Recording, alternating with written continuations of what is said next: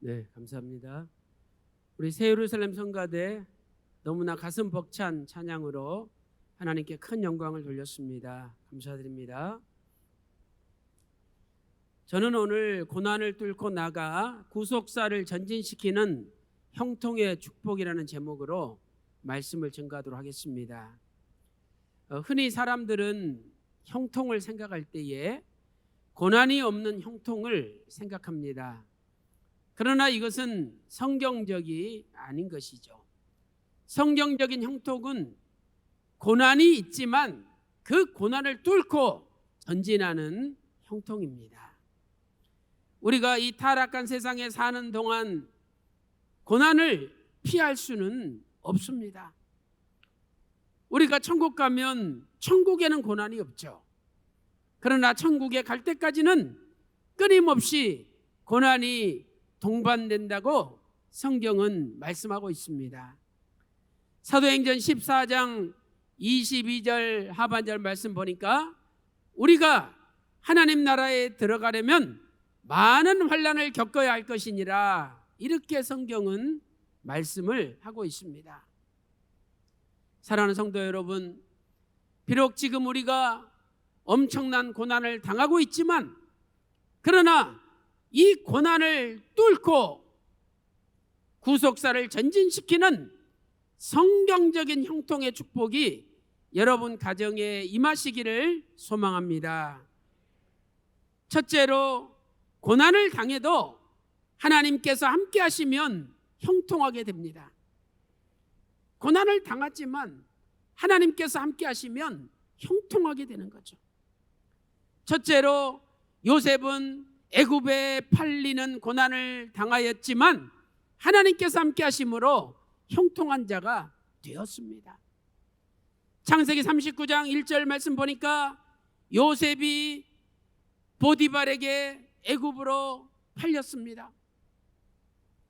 창세기 39장 1절만 보면 얼마나 캄캄합니까?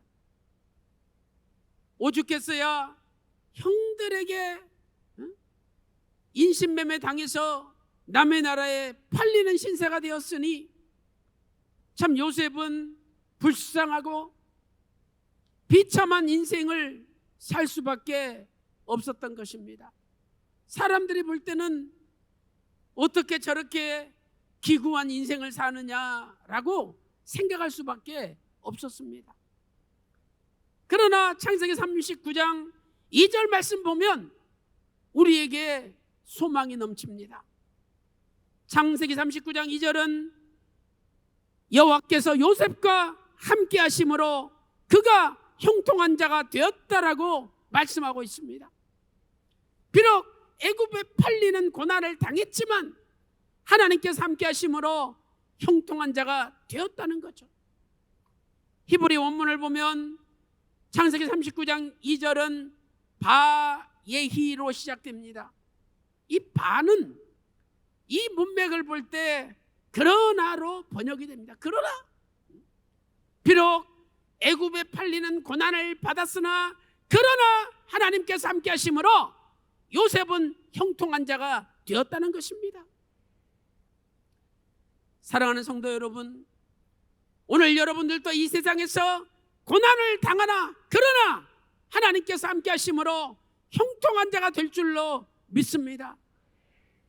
두 번째, 요셉은 감옥에 갇히는 고난을 당했지만 하나님께서 함께 하심으로 형통한 자가 되었습니다.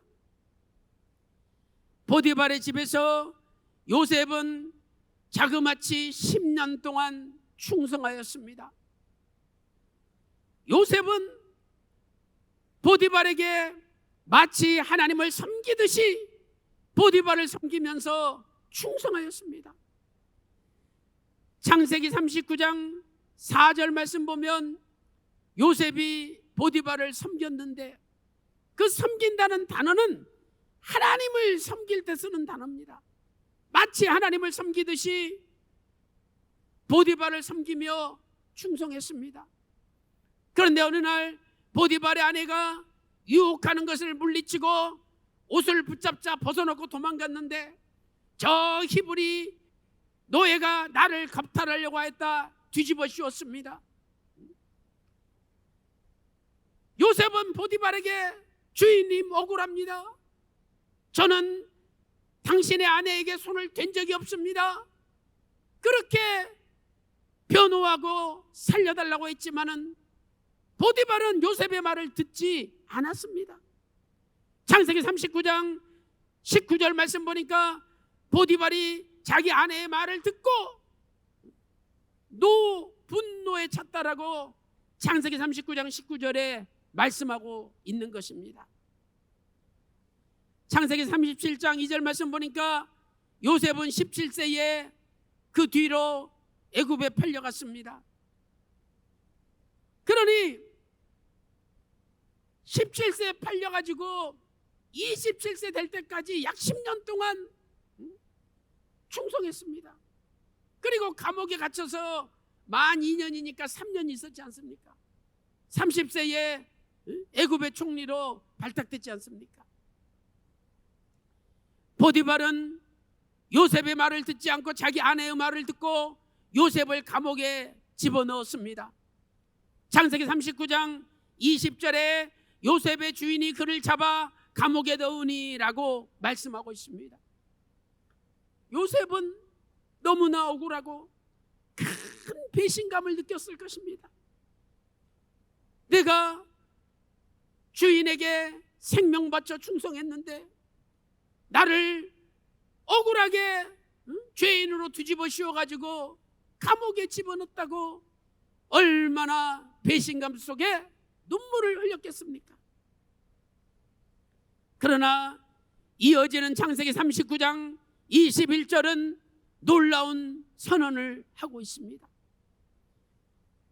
여호와께서 요셉과 함께 하셨다. 여기 창세기 39장 21절도 역시 히브리 원문을 보면 바 예히로 시작됩니다. 이 바는 그러나, 보디발이 자기 아내의 말을 듣고 억울하게 요셉을 감옥에 집어넣었다. 그러나 하나님께서 함께하여 주심으로 요셉은 은혜를 입고 하나님께서 함께하심으로 범사에 형통한 자가 되었다. 창세기 39장 23절에 말씀하고 있습니다.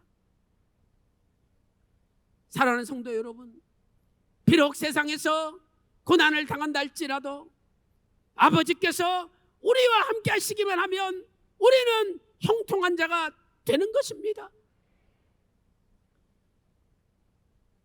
하나님께서 말씀편에 선 많은 성도들과 함께 하시고 늘 우리를 도와주시는 것을 우리가 느끼고 있지 않습니까? 그렇기 때문에 우리는 반드시 형통한 자가 될 것입니다. 창세기 41장 14절 말씀 보니까 바로 왕이 꿈을 꾸었는데 아무도 해석할 자가 없으니까 감옥에 있는 요셉을 불러 올렸습니다. 그리고 창세기 41장 41절 말씀 보니까 요셉을 전 애굽을 통치하는 총리로 세웠던 것입니다. 이렇게 요셉은 끊임없는 고난을 당했지만 그 고난 속에서 하나님께서 함께 하심으로 마침내 애굽의 총리로 높이 올라가는 형통의 주인공이 되었습니다. 사랑하는 성도 여러분, 오늘 우리 평강제일교회가 어찌하여 이러한 유사일에 없는 어려운 일을 겪어야 되느냐? 가슴이 아프고 눈물이 나고 너무나 속이 미어질 정도로 고통스럽지만, 그러나 분명히 고난 속에서 하나님께서 함께 하시기만 하면 우리는 형통한 자가 됩니다. 그리고 반드시 요셉처럼 승리하시기를 주님의 이름으로 축원합니다. 큰 두 번째로, 고난을 당해도 말씀과 함께하면 구속사를 전진시키게 됩니다. 첫째로 요셉은 고난 속에서 말씀과 함께하였습니다. 요셉은 꿈을 꾸었죠. 창세기 37장 5절부터 11절에 두 가지 꿈을 꾸었습니다. 그리고 그 꿈을 늘 마음에 간직하며 그 꿈을 사람들에게 이야기를 하였습니다. 하나님께서 주신 꿈은 곧 하나님의 말씀입니다. 하나님의 계시입니다.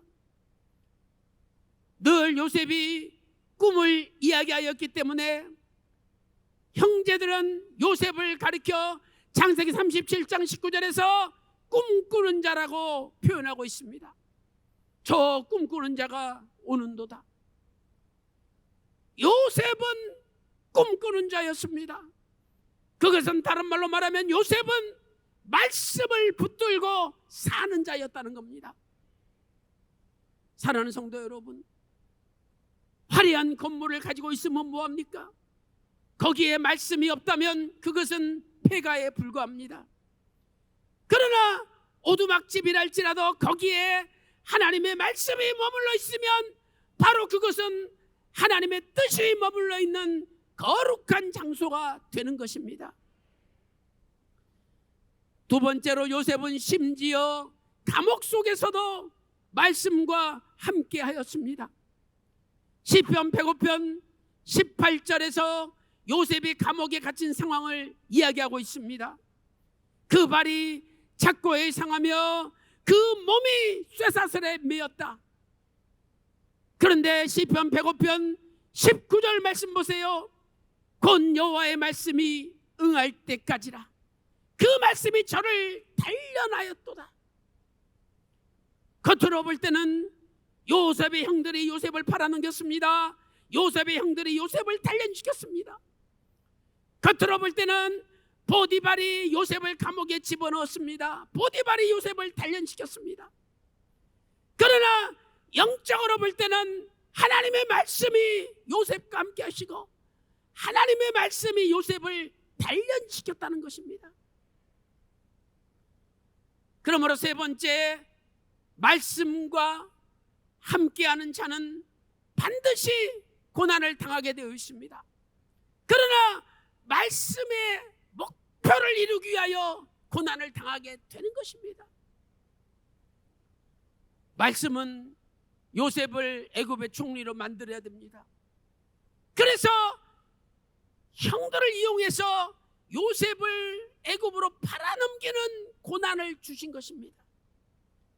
말씀은 요셉이 술 맡은 관원장의 꿈을 해석해 주어야 합니다.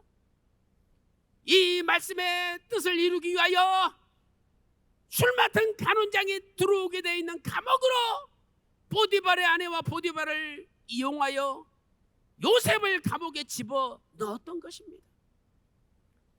말씀은 요셉이 바로왕의 꿈을 해석해 줘야 됩니다. 바로왕의 꿈을 꿀 때까지 술 맡은 관원장이 요셉을 2년 동안, 만 2년 동안 잊어버렸습니다. 만 2년 동안 감옥에 갇혀 있었던 고난, 그 고난은 말씀을 이루기 위해서 말씀이 하신 것입니다. 결국 말씀이 주시는 고난은 고난이 아닙니다. 그것은 고난으로 포장된 형통이었던 것입니다. 그래서 네 번째, 고난을 통해 구속사는 날마다 전진하게 됩니다. 시편 119편 71절에 고난 당한 것이 내게 유익이라. 유익이라는 히브리어로 토브라는 단어죠. 이것은 좋다라는 뜻입니다. 고난을 당하고 있는데 뭐가 좋습니까? 그런데 하나님은 좋다라는 거예요. 요셉이 형들이 큰 구덩이 속에 요셉을 집어넣어 버렸습니다. 형들 살려주세요, 살려주세요 소리를 지릅니다. 요셉이. 하나님, 어떻게 제가 이 속에 빠집니까? 하나님께 애원합니다. 그런데 하나님께서는 그걸 보시고 하시는 말씀이 좋다, 좋다라는 거예요. 왜? 요셉이 애굽의 총리가 되려면 애굽에 팔아넘겨야 되지 않습니까? 그래서 구덩이에 먼저 집어넣는데 잘 됐다는 거예요. 좋다. 또 요셉이 이스마엘 사람들에게 팔려가지고 보디발이 요셉을 샀습니다. 요셉은 두려움에 벌벌 떨고 있습니다. 남의 나라에 팔려와가지고 그것도 왕을 지키는 시대양 집에 얼마나 군사들이 많습니까? 다 칼을 들고 창을 들고 지키고 있는데 먼 나라 17세 소년이 끌려와가지고 그냥 눈이 귀둥그레져가지고 어찌할 바를 모릅니다. 그런데 하나님께서 그걸 보시면서 좋다. 하나님은 좋다는 거예요. 요셉은 감옥에서 술 맡은 관원장이 꿈을 해석해주고 술 맡은 관원장이 자기를 끄집어내줄 거라고 기대했습니다. 그런데 하나님이 잊어버리게 만드셔가지고 2년 동안 완전히 요셉의 존재를 잊어버렸습니다. 야, 어떻게 나를 잊어버릴 수 있을까? 나는 되는 일이 없네. 이러면서 요셉이 감옥 속에서 한탄합니다. 그때 하나님께서 보시면서 요셉아 잘 되고 있다. 좋다. 하나님도 좋다 그러십니다. 사람들은 고난 속에서 전진하고 있는 구속사를 바라보지 못합니다. 지금 우리가 교회에서 들어가지도 못하고 전전하고 있지만 우리는 얼마나 힘듭니까? 그런데 오히려 하나님께서는 좋다 하십니다. 하나님의 구속사는 지금 전진하고 있는 것입니다. 사람들은 누구나 야 요셉은 이제 끝장이야. 요셉이 3년 동안 감옥에 갇혀 있어요. 저 요셉은 이제 완전히 인생 밑바닥에 떨어졌어. 저러다 죽겠지. 끝이야 끝. 꿈을 꾸면 뭐해? 끝나는데. 그렇게 사람들은 다 절망적으로 생각하고 있었습니다. 그러나 그 속에서도 하나님의 구속사는 전진하고 있었던 것입니다. 여러분, 우리는 구속사의 말씀을 가지고 있습니다. 이 말씀은 아무도 뺏어갈 수 없는 말씀이에요. 그렇기 때문에 이 말씀을 붙들고 있는 자를 통하여 하나님의 구속사는 전진하고 있습니다. 야, 말씀편의 선자들 다 끝났어. 이제 끝이야. 웃기지 말라 그래. 하나님의 구속사는 날마다 전진하고 있습니다. 요셉이 인신매매되는 고난은 구속사의 전진이었습니다. 요셉이 감옥에 갇히는 고난도 구속사의 전진이었습니다. 술 맡은 관원장이 요셉을 잊어버린 것도 구속사의 전진이었습니다. 하나님께서는 요셉을 애굽의 총리로 만드시기 위하여 모든 고난을 준비하셨던 것입니다. 그래서 시편 105편 19절 말씀 보니까 곧 여호와의 말씀이 응할 때까지라 그 말씀이 저를 단련하였도다 말씀하고 있는 것입니다. 사랑하는 성도 여러분, 오늘 어떤 분이 아무리 큰 고난을 당한다 할지라도 말씀이 그분과 함께 한다면 그분의 삶은 구속사를 전진시키는 삶이 될 것입니다. 지금 말씀편에 선 성도들을 통하여 하나님의 구속사는 전진하고 있습니다. 요셉이 3년 동안 감옥에 갇혀 있는데 뭐가 전진이라고 사람들은 이야기하겠죠. 그러나 바로 그 하루하루 순간은 바로가 꿈꾸는 시간이 다가오고 있음을 이야기하는 거예요. 그래서 감옥에 있지만 그것은 구속사의 전진이었습니다. 오늘도 우리가 교회에 들어가지 못하고 있지만 분명히 이것은 구속사의 후퇴가 아니라 전진입니다. 끝까지 말씀을 붙들고 구속사를 전진시키는 여러분들이 다 되시기를 주님의 이름으로 축원합니다. 결론적으로 고난의 최후 종착점, 고난의 최종 도착점은 양식으로 전 세계를 살리는 것입니다. 첫째로 하나님께서는 요셉이 준비한 양식으로 전 세계를 살리게 하셨습니다. 창세기 41장 57절 말씀 보니까 각국 백성이 양식을 사려고 애굽으로 들어와 요셉에게 이르러 요셉에게 엎드렸습니다. 마찬가지로 두 번째, 예수님께서도 썩지 않는 양식으로 전 세계를 살리러 이 땅에 오셨습니다. 요한복음 6장 27절에 너희는 썩는 양식을 위하여 일하지 말고 썩지 않는 양식을 위하여 일하라. 이 양식은 인자가 너희에게 주리니 인자는 아버지의 인치신 잔이라고 요한복음 6장 27절에 말씀하고 있습니다.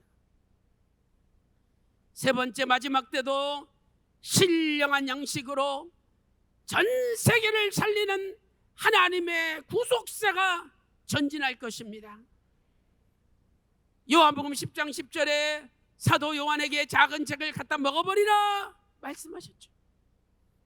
입에는 꿀같이 다나 먹은 후에 배에는 쓰게 되었습니다.